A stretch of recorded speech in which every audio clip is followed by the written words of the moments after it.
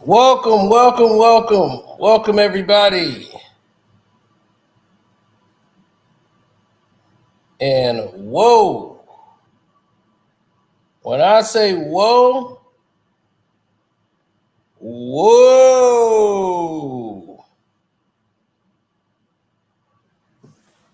you want to talk about not moving?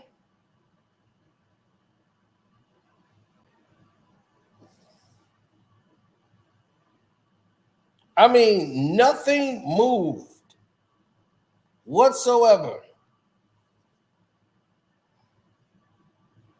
Why? I have no idea. Am I not allowed to talk about Kamala Harris? They put the kibosh on your boy? I don't know if it's froze or what, but stuff is like not moving for me. Uh-oh. Let me throw my hands back. Hey, I'm just stating what's going on here. Don't murk me. Kamala, I'm really black. Hey, let's go. What's up, people? Y'all ready for this? This video is getting zero traction around the globe. They are making sure of that.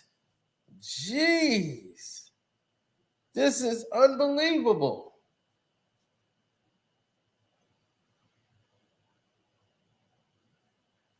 Now, looking into everything, I want to say congratulations and shouts out to Charlamagne the God for actually hosting this event in this format, where even though I believe they vetted the people they brought in there to ask questions, still I like the format of making it like a public forum where the actual real people and real citizens that's actually doing work in the community, especially in the city of Detroit, they were actually allowed to come in and actually give their thoughts. So I do appreciate that. Now, I want you guys to hit the like button too. Please do that. The like button is free. It's not super chat. I do want you to hit the like button so that they can know that you're real people. You're not bots. You're not paid for. None of that crap is over here. So definitely hit the like button, and definitely you can see from the numbers, we're definitely not bots. My goodness, they just stopped all the movement, period. Nothing. Nada. Zilch. It's coming through. This is crazy. I've never seen anything like this in a while. They're making sure only limited people get to see this video. That is very amazing. So while we're showing the intro, I'll be sending a message to them right away. And yeah, because that's crazy. This thing should have definitely done something different. Let's go. Hi, I'm Carcina. Oh, let's talk about it. Let's talk about it. No one knows Carcino and none of these. There's so much going on in the world, and I'm just giving my 2 cents on it. Go in and do a raid at someone's house, but you don't have an arrest warrant for them.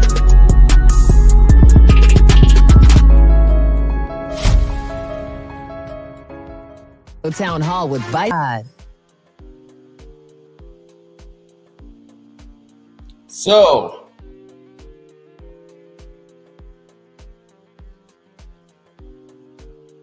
let me get the playback speed a little higher. There we go. Yes, peace to the planet. Charlamagne the God here with Madam Vice President Kamala Harris. How are you? Very well, Charlamagne. How you doing? Listen, we got 20 days. It's another make fun of it. So, they kick it right off.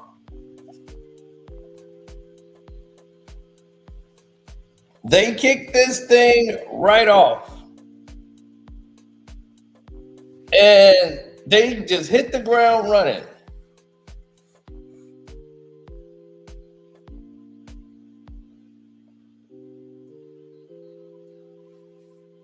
So once they hit the ground running and they made the statement of the fact that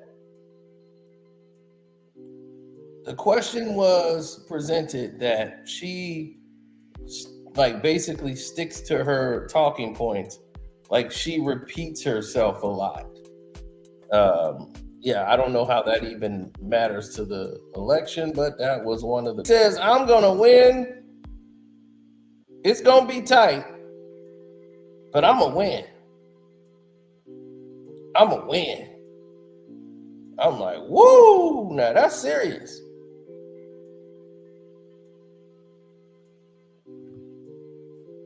That's a bold statement.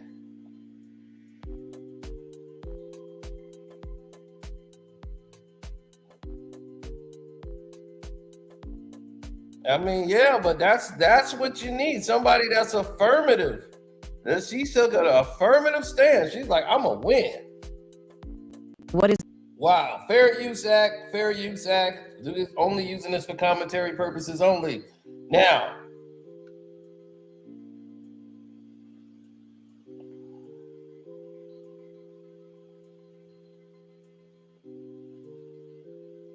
what was happening here and what she's stating is actually a true fact. Donald Trump sent COVID tests, C-19 tests, over to Russia when people here were trying to get it. They didn't all have access to the test. So they can test themselves to see if they were positive or negative. Donald Trump, when he was president, was sending these test kits over to Russia and Putin. A lot of people forgot that.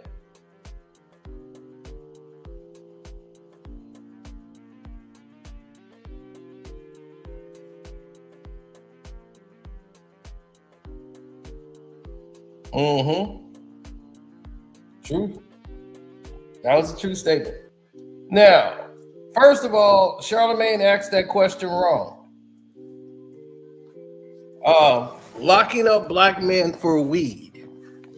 That is not where she locked up the majority of people from. She had a 3-strike tardy rule. And she locked up a lot of black people based on that, as well as other laws. But mostly that 3-strike tardy rule was leading, your kid is absent 3 times or tardy to school 3 times, you could be arrested as the parent. So she incarcerated a lot of black women and black men that was taken up, and their fathers also were locked up due to that, let alone from weed possession and just drug charges, period. A lot of people were arrested and prosecuted in those areas for that reason. So a lot of it is all mixed together, but majority of the cases that she had and was put in place, a lot of people were incarcerated were African Americans, large number of African Americans. So when you look at her list of people that was going down, you see a lot of African Americans on that list. So I think he asked the question wrong. He might have done it properly. Yeah, she came up with this policy of a 3 tardy rule for a parent, and it got a lot of controversy when a lot of parents were arrested when they had medical reasons why they couldn't do it. They had one reason that the kid was actually trying to outlaw drop box surveillance, hand counting ballots, and voter ID. He said, which side is trying to outlaw that? Well, I think they know. So I think Charlamagne just asked that question wrong. because he answered it in a way where it didn't make any sense.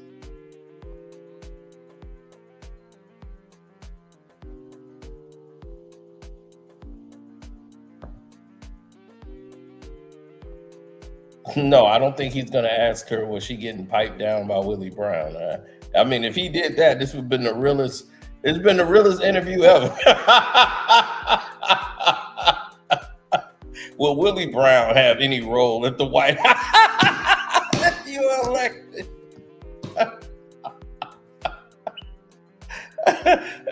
I mean, that would be a whole break. That would be the Breakfast Club. But no.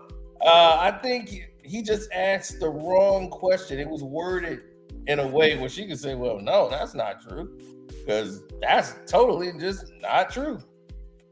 She locked up some people for weed. Well, the criminal justice reform and the weed situation all together. Now, I told you guys last week when Obama did the mistake, and he made the mistake that he did, and the mistake Obama made was a small one, but critical. And normally,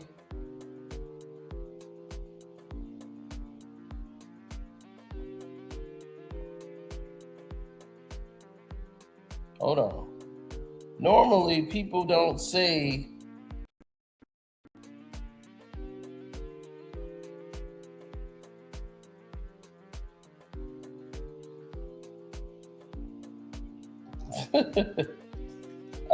people want to say different things. Like they want to grasp and hold on to different parts of a conversation that they like the most.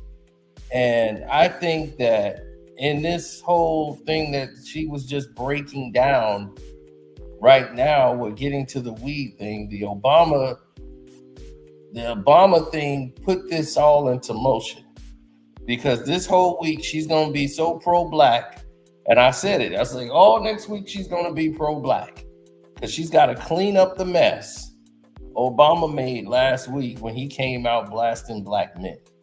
And I said, well, she's going to have to come out now and go on a pro-black tour. And this is the first stop. This whole week, she's going to be as black as you can ever imagine. So now, how do you fix that? Oh, we're going to make weed legal. I'm fighting to make weed legal. Well, that's going to make a lot of the brothers happy. Black men going to be, yeah, that's what I want to hear. Yep. So, oh, thanks, Al. I appreciate that. So now, as you can see, this conversation is going into a whole new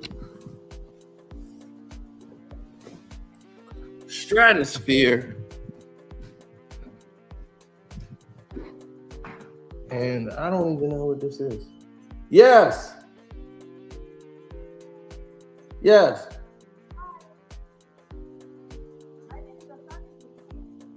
Okay.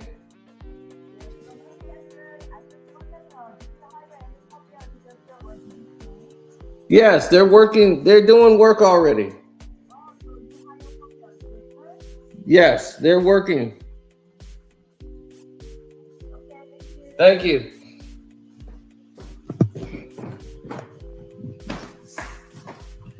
Man, these damn people in the construction, baby. It's like we got people doing work already. Jesus. Do not have a storm, boy. These people are like ambulance chasers.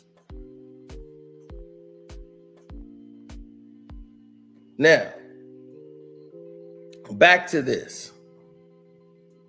Now, what you're faced with is that what she's trying to put into play to legalize weed and all of this stuff, that is to appease black voters, the casuals that would listen to the Breakfast Club.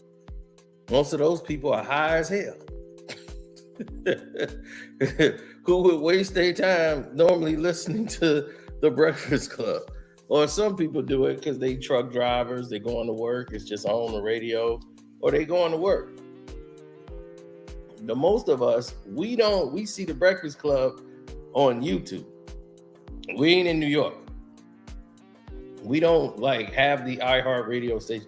I don't listen to real radio. Let's just talk radio. I don't really listen to the Breakfast Club. So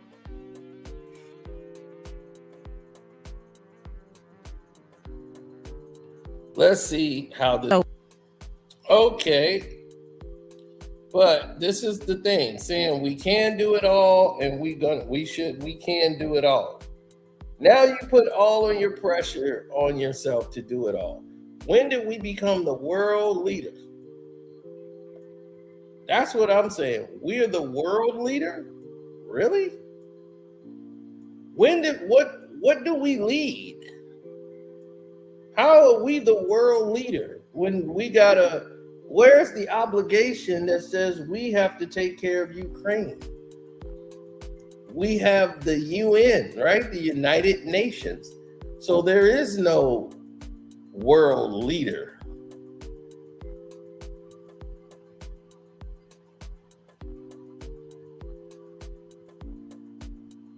Why would this question be told in such a way that it just doesn't make any sense? Her answer and reply is not what I thought that should be, and there's no follow-up by Charlamagne. I don't know if he's allowed to, but I want to understand, why is it a need for us, the country of the United States, to send money to Israel and aid to Israel, aid to the Ukrainians? What is our angle? If we're the world leader, then okay, anybody that's in need and aid, we would be taking care of them then, right?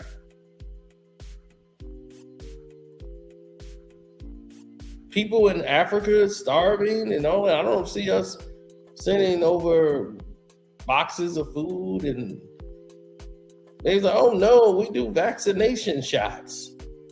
They don't need a shot. They need a steak. They need some steak, some potatoes, some salad. They need some food. They don't need vaccinations.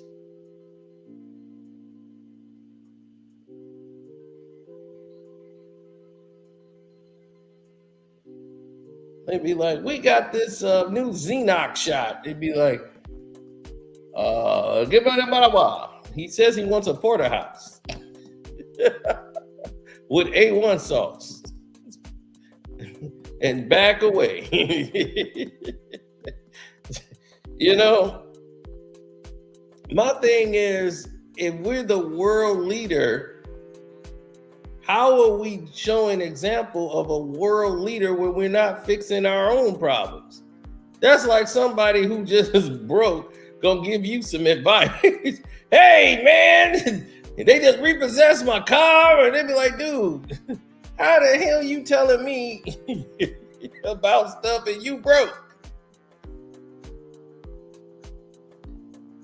We got homeless, we got people that can't get jobs, education, schools closing, but we gonna go out and send money away to other people. It just like, wait a minute, billions. We ain't sending them like a couple of $100. We sending billions.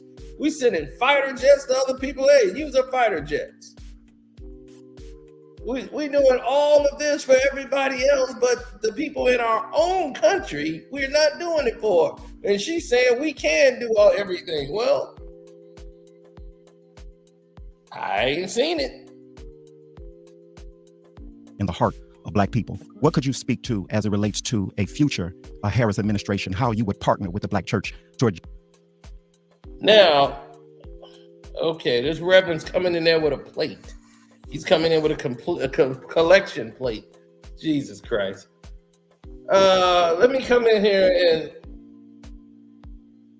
and speak on some of the things that was stated. And then we'll get back to it in a second. Hold on one second. Hello?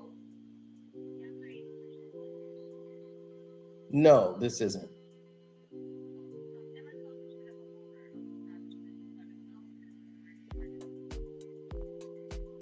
No.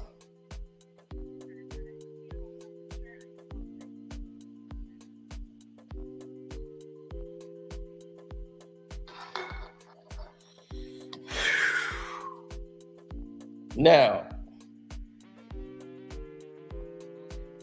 once again,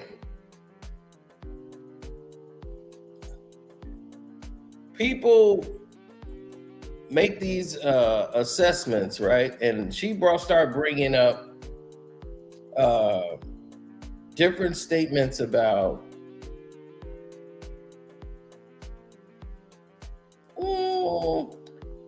the home ownership. 25,000 for first-time homeowners, right? What this is doing is she's trying to say this is going to help the economy because homeowners can do a lot that other people can't do. America is known for military, industrial complex, private prisons, and big government spending much more than it receives by the way of taxes. Also, banking cartel. Yeah, pretty much. Now, here's what her plan is for helping the economy. By helping first-time homeowners who are African-American come out and get homes for the first time, there's going to be a $25,000 tax credit or whatever towards the new home, right? That's if you qualify. See, she's not telling you that. You're not going to just get that just because you're a first-time homeowner. You would have to qualify. Okay? You would have to qualify to get this loan or get this not loan, but like grant for a first-time homeowner. And we all know $25,000 is like a down payment. You just get the home, but then you got to make the mortgage payments on this home. Most people who are Black don't own homes because of the high taxes. Now, what are you going to do when those taxes keep going up? And then she's talking about the resources, the supplies for the home. Well, depends on what homes are they going to get. And if you're going to change the codes so that you could bring down the pricing for these, the supplies, which is the private sector, they're going to say, this is what this costs for this type of material. You can't build this house unless you use this wood. You cannot, or you don't meet the codes. And if you build a house and you use the wrong material, they could come and take your house or you got to tear it down because you can't use certain materials in certain areas. Or you have to pay a fine, an outstanding fine just for having it. Now, what she's trying to say for Black homeowners, which is true, when you own a home, there's a lot of things you could do. When kids go off to college, you could take equity off of your home. You can get a loan for using the house as leverage to, for, other businesses and other purposes. And this is a key to wealth. When you're building wealth, you use your house and your home as a tool for wealth. But for us in the Black community, they normally use our homes to take it away from us by using reversed mortgages. Give you a lot of money to put you right back in debt and have you paying on a house that you're about close to paying off anyway, just to give you some extra money.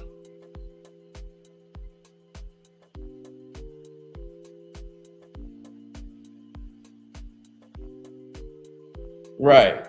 You don't want people with a very low FICO score into a home. And then the taxes are going to go up. They're going to spend, it's not that they can't afford the mortgage, it's the taxes that's going to kill you because those things are going to keep increasing. That's what, I think this the flaw in the law is that you're not inflation. Taxes is going to keep rising.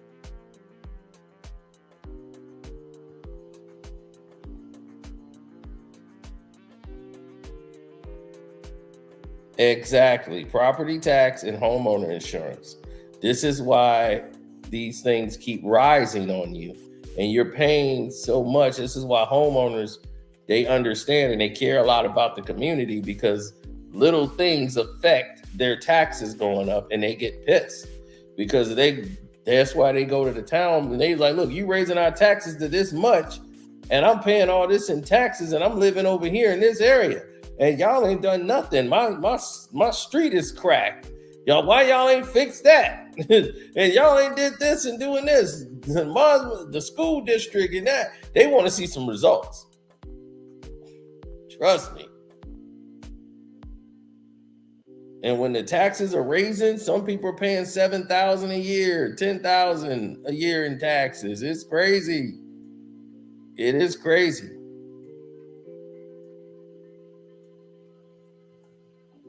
So let's listen to the collection plate reverend who's calling her out for wanting her to join a black church. Address some of the urgent needs of the black community. Dr. King talked about the fierce urgency of right now, and as a church, Triumph Church is in that place. Otherwise, they have nothing to run on. I grew up in the black church. I grew up attending 23rd Avenue Church of God in Oakland, California. That's church. Yes, that is church. My pastor is Amos C. Brown of Third Baptist Church in San Francisco, California. Yes. I have throughout my career and as vice president and recently been actively engaged in the church. She's not lying. This is the truth. Kamala Harris she's not just saying this. She's been involved with the black church since she was in San Francisco. I don't understand why this is even a question that he would have concerns about and that he wouldn't know. When she run, and plus most politicians, especially in the community that they're running, which is mostly predominantly African American, and where she was running at, she linked up with a black church when she was over there in San Francisco, because I don't know how long she's been there, but yeah, she was linked with that reverend and he was out there, hey, Kamala, Kamala, he was all praising her. So yeah, I don't know how they didn't know that. And church leaders, not only so we are talking about people who are driven by faith and the. Okay, let's stop right here. She's saying that they're doing this misdirection and that the Trump administration is doing this.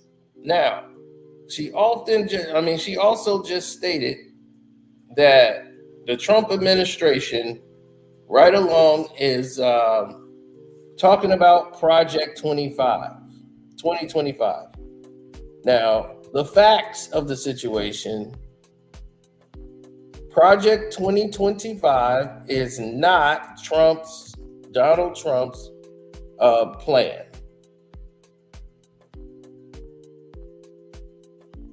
Okay, the person that created it Donald Trump did not endorse this plan.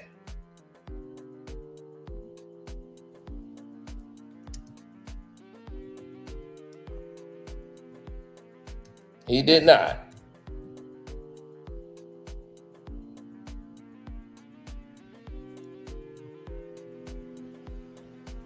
They know it's to be true. But the fact that they said 140 people who have worked with Donald Trump is involved with the Project 2025 plan. But Donald Trump has never endorsed this plan. He says, I have no idea who's behind it, but this is not my plan. And this is a 900-page playbook published by the Heritage Foundation. 4 individuals that Trump nominated as his ambassadors were also involved in making this plan. 20 pages are credited to his first deputy chief of staff. So in fact, at least about 140 people who have worked with the Trump administration had a hand in Project 2025. But Donald Trump has not endorsed Project 2025 as his plan. Mark Meadows was his former longtime advisor. Stephen Miller, that weird looking dude, alien head guy. He's one of the people that was in there advising the Project 2025. So this is what I'm trying to tell you. He has never endorsed Project 2025. That's a fact. He has never endorsed it as his plan.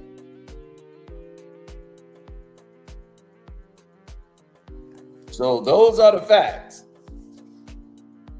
Now, she's out here promoting it as if it is his plan.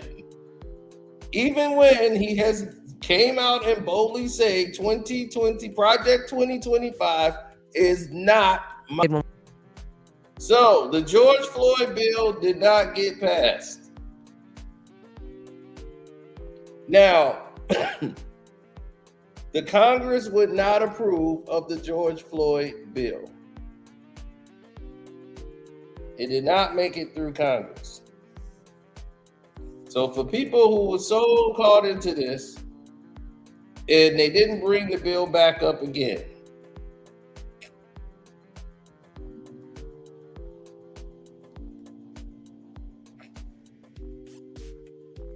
The blue has got to go. Well, I won't blame an entire party. I'm just looking at things individually. Now, the George Floyd bill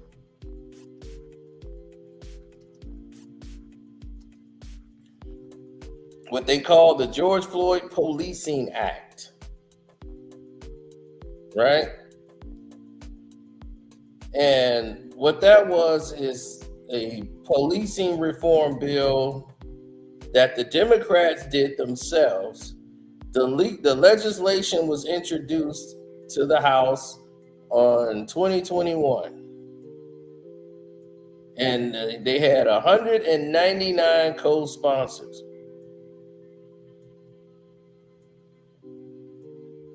Now, Congress, they weren't sold on this. And they said we wanted to address the steps of addressing discriminatory policing and violence while ensuring accountability. So they want safer communities and trust with the law enforcement and communities of color. Now, when people were involved, Senator Cory Booker and all these other people got involved in this act, right? So as this was going on, the bill passed the Democratic-controlled House at the time because they had the majority, the party. So they won the vote 220 to 212, but not evenly divided. The House, the Democrats controlled the Senate, right? And opposition from the Republicans, right? So the negotiations between the two started, and the bill collapsed in September of 2021.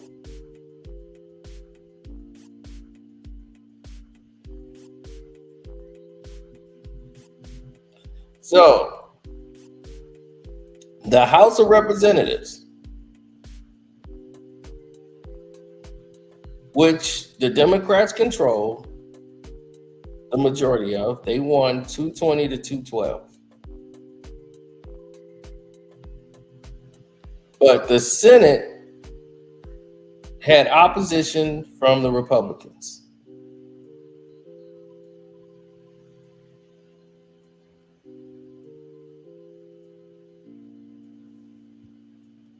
Oh yeah, for sure. See, the Justice Department Civil Rights Division had to issue out subpoenas to the police department as part of a pattern of practices. They wanted the state's attorney to create independent process to investigate misconduct and excessive use of force by the police. Federal registry for police misconduct complaints and disciplinary actions. They wanted police officers who committed these misconducts by restricting the application of qualified immunity documents and everything. They wanted that changed. when it depends on if it was with reckless disregard. Federal ununiformed police officers have to have body-worn cameras. Marked police vehicles with equipment must have dashboard cameras. State and local law agencies had to have federal funding to ensure that the body-worn dashboards was there. There's a lot more other things too.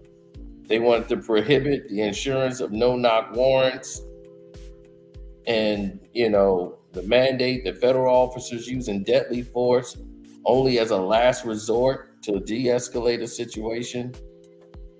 So they had the hearings in June. The House had passed it, and then it got reintroduced in 2021 after it was deadlocked, and the bill was continuously going up there and getting knocked down when it got to Congress.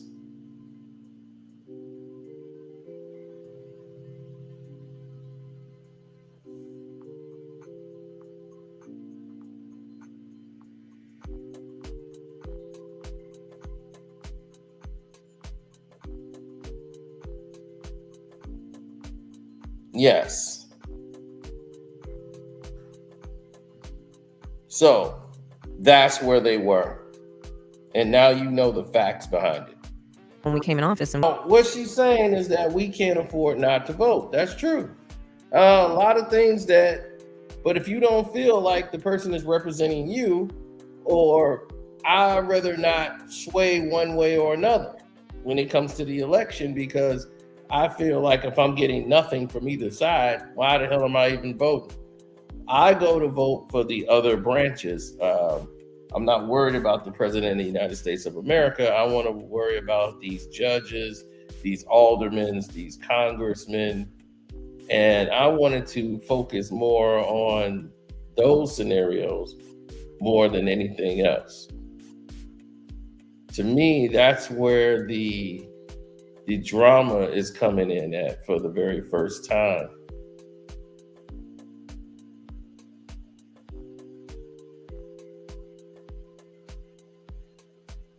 So she's making a good point right here.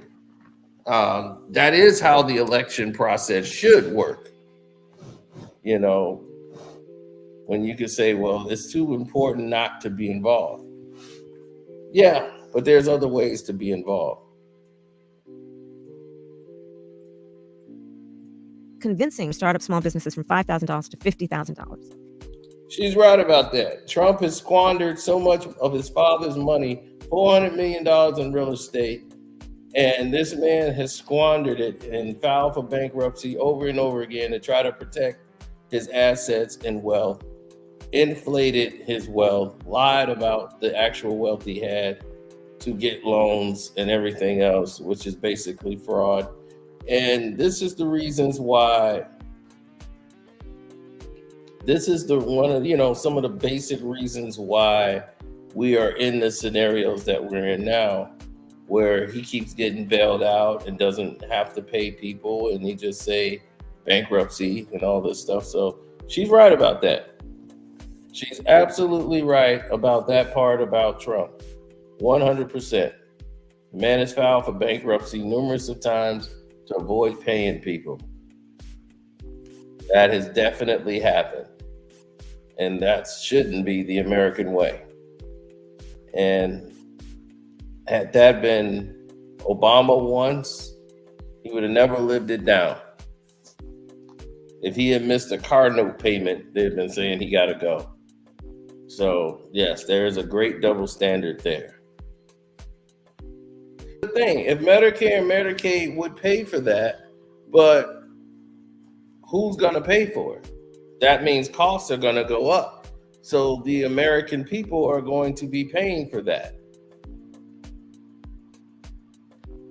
It's a beautiful dream. She's painting a beautiful picture, but is it achievable? And who's going to pay for it?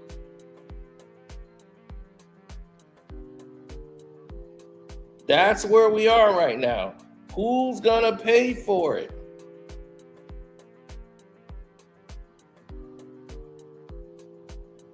That's where we are as a people, of trying to get to the, okay, that could work, but who's gonna pay for it?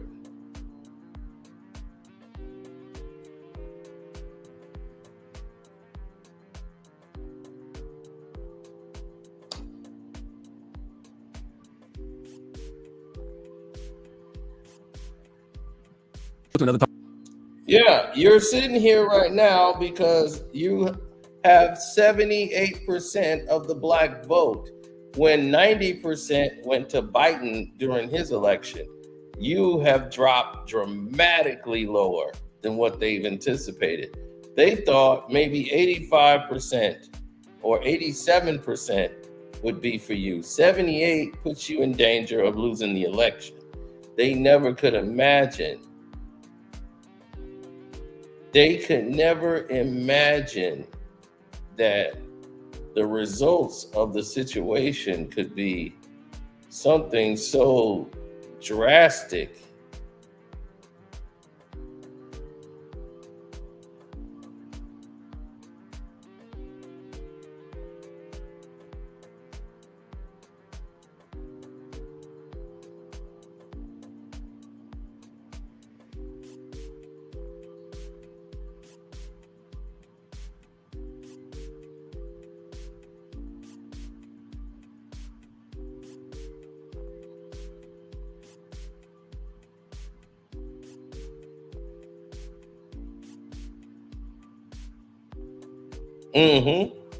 Exactly. So she knows she has to earn everybody's votes. Like I said, this is pro-black week for Kamala Harris. She has to go out, Vice President Harris has to go out this whole campaign trail and be as pro-black as possible, because her votes and her, not connecting with the black community, that's what this was about. Let me talk to Charlamagne. We gotta get to these black folks, and we gotta let the blacks know what I'm standing for with the black people. I'm here to speak to the blacks. I'm in Detroit, and I don't get no blacker in Detroit. So here we are. We're pro-black week. We gotta clean it up from what Obama did last week, calling out black men. Black men were not happy to be called out on any goddamn thing. So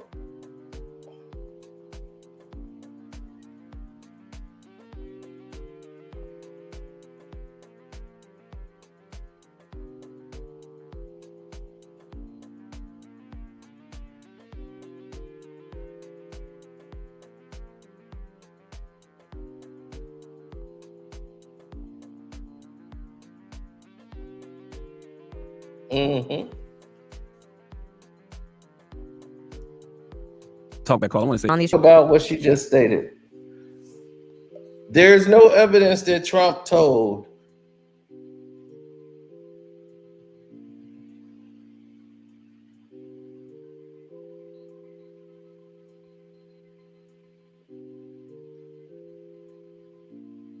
oh no.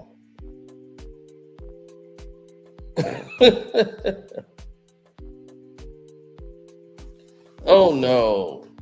There's no evidence or proof Trump told his buddies to kill the bill. So that's not factual. That's another inaccurate statement. Well, it's not the truth.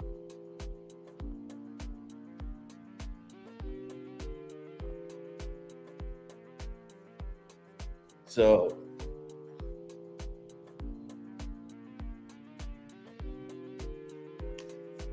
no, it's not true.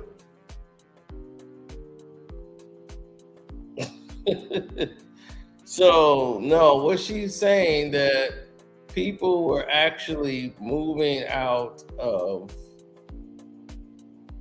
like, they were leaving his campaign. There's a video of two or a few Democrats who were there